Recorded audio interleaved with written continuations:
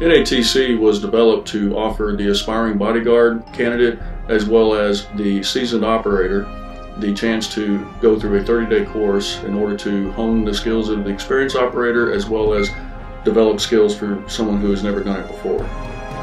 NATC camp is currently located just outside of Tulia, Texas. Presently we have the capacity to house 16 individuals as well as provide classroom training for up to 40 individuals. When somebody goes to strike you, it is gauged on where their position is in relation to their position.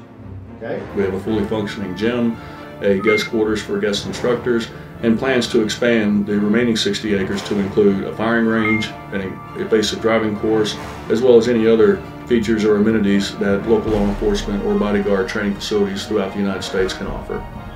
In order to assess which security enhancements are most appropriate for a landing facility, consideration must be given to those elements that make the airport unique. Any facility, not just airport, but any facility you go to, the people who are there the most and know the most, that's who you want to attach yourself through when you're going through to take a look. You want to move this over. The other thing you want to do is when that's happening, what's the very first thing? Okay? You want to go this way. I prefer the outside because once I get their arm moving, they have to reposition their whole body to get the weapon. Right. If I moved it the other way, first off, I wouldn't want to go like this. And that's fine, though. I could go like this. But and that's fine. It's easier for you to control the situation. Right. I don't like moving to the inside because even if I've done that, he can still... Okay, I'd rather go to the outside. First thing you always want to do is whatever's being pointed at, if it's up here, if it's down here, okay? If it was down here, I would hit this way. If it was up here, I hit this way. All right? So, next person.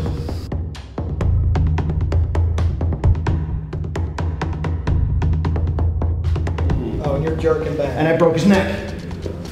Let's say it's a combat situation, we have armor.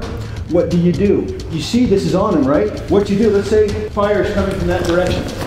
Okay? Now from here, I can pull and keep firing using his weapon. Even if he doesn't have armor, his body's still a lot better than you standing there trying to shoot, especially because you don't know how to get this off yet. A lot of times people will ask us, what is the difference between a bodyguard and an executive protection professional? But the executive protection specialist is trained on preparation, intelligence gathering, and military style tactics to avoid threats and react to threats as they pop up. Stop. Steps. Stop. Clear your left and right. The bodyguard is usually the big goon who walks around with a celebrity. That's not what we're training. What we're training is the professional who is well versed in all the latest skill sets required to effectively and safely move a client from one point to another. And all you have to do is make sure you're not pointing at him, because you're not going to fire yet. So you're down, remember, tire not underneath, okay? This isn't the best spot for us. Obviously you'd want to be up behind the engine block. But when you have two people, sometimes you got to pick and choose. So we want to maintain the same cover, so I want one person here, one person here.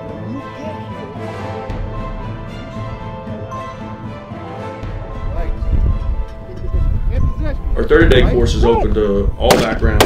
We do go through a specialized selection process to ensure that only those people who are able to deploy to a field environment to where they can provide executive protection services are selected. We only want people who are looking to become executive protection specialists throughout the world, period.